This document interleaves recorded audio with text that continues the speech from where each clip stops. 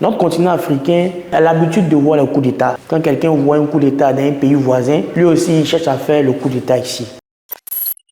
Aujourd'hui, on va parler d'un sujet qu'on entend beaucoup à la télévision, à la radio, dans les médias, le coup d'État. Ça fâche beaucoup de pays, beaucoup d'acteurs en politique sur notre continent. C'est quoi un coup d'État? Pourquoi le coup d'État? Est-ce qu'un jour, on va pouvoir remédier au coup d'État en Afrique? On entend aussi souvent le coup d'État constitutionnel. On va essayer de comprendre de quoi il s'agit concrètement. De la manière la plus simple, un coup d'État, c'est le renversement d'un pouvoir par des acteurs. Ça peut être des civils ou des militaires. Souvent, on appelle ça putsch. Donc, c'est de venir renverser une autorité établie de manière légale. Donc, quelqu'un qui a gagné une élection, il est président. Un autre acteur, militaire ou pas, vient l'enlever au pouvoir par la force, par la violence et souvent par des meurtres pour lui maintenant s'installer au pouvoir. Notre continent africain a l'habitude de voir le coup d'État. Depuis 1950 jusqu'à aujourd'hui, l'Afrique, c'est environ 214 à 220 coups d'État ou tentatives de coup d'État. En Afrique, il y a 54 pays. Et sachez qu'il y a 45 pays parmi les 54 pays qui ont déjà connu un coup d'État ou une tentative de coup d'État.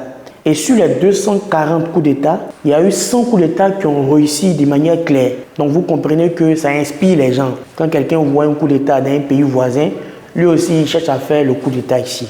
Deuxième chose, pourquoi les gens font le coup d'État? Les gens font le coup d'État officiellement pour remédier à un problème. Donc ils vont se dire que le gouvernement n'arrive pas à gérer la sécurité, coup d'État. Le gouvernement n'arrive pas à gérer la cherté de la vie, coup d'État. Le gouvernement n'arrive pas à créer des hôpitaux, des infrastructures, des universités, coup d'État. Donc généralement, les putschistes ou ceux qui font le coup d'État vont estimer que l'État qui est là de manière légale et de manière normale n'arrive pas à bien gérer les affaires du pays. Raison pour laquelle ils font le coup d'État. Mais généralement, derrière, il y a une mauvaise éducation politique. Parce qu'en politique, les choses ne peuvent jamais aller de manière parfaite. C'est simple. C'est un peu comme quelqu'un qui dit, parce qu'il est né pauvre, il va devenir criminel, braqueur. Ça n'a rien à voir. Dans un pays, même les pays les plus puissants du monde, vous allez prendre les États-Unis, la France, la Chine, il y a toujours des choses qui ne vont pas bien. Il y a toujours des contestations. Il y a toujours de quoi dire. Raison pour laquelle dans la vidéo précédente, on a parlé de l'Assemblée nationale, le Parlement. C'est justement les députés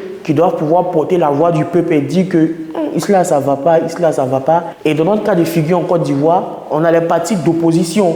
Donc on a d'autres partis qui ne sont pas au pouvoir qui doivent maintenant dire que voici ce qu'il faut faire, voici ce qu'il faut améliorer. Pour qu'on puisse être dans un état normal et non dans la jungle, la Constitution nous dit qu'il faut faire des élections. Donc si tu estimes que le président qui est là, il gère mal, tu viens, tu présentes ta candidature, si on te vote, tu gouvernes. Si tu perds, tu continues encore à faire des efforts. Si chacun doit se plaindre pour dire que parce que telle chose ne va pas bien, on doit renverser l'État, finalement, on n'est plus dans un pays, on est dans la jungle parce qu'il y a toujours de quoi dire. Maintenant, en Afrique de l'Ouest, il y a deux oppositions.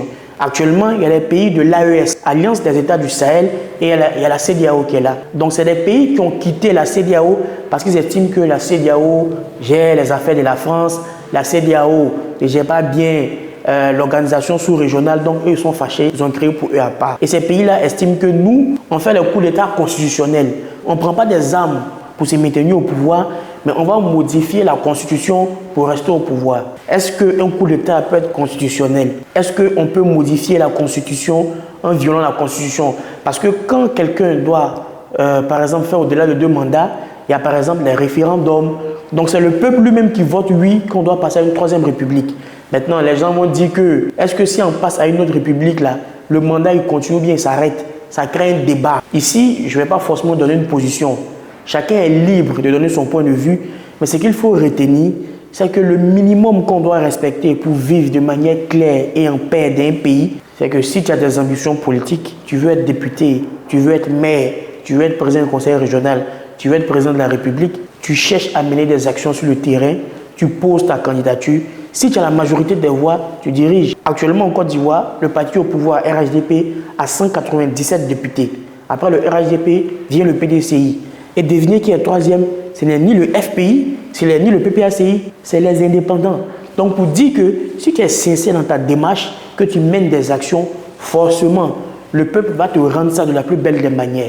Les coups d'État ne sont pas quelque chose à saluer, ça met en retard le continent africain et il faut s'éloigner le plus loin possible pour pour qu'on puisse avoir le développement.